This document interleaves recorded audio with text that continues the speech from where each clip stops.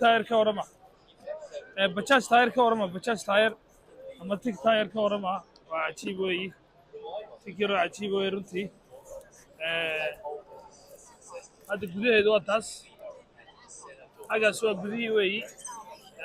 waxaa fadhiisanaya ilaa 3 ilaa 4 qof ayaa fadhiisanaya darawalka iyo 3 qof oo kale xaggana way ka furmaysaa waxa weeyaan haddii baa liidamkeeda leeyahay waa horta waa electric weeyi speedkeedu waa 35 kilomitir weeyi 35 kilomitir per hour waxa weeyaan battery charging time-ku waa 6 ama 8 hours 6 ama 8 saacadood weeyi capacity-ga ama awoodda ay ku fuulayso buurta ama meesha dalaca waa 13 waxa weeyaan iyada waxa weeyaan weightkeedu ama size-keedu waa 240 kg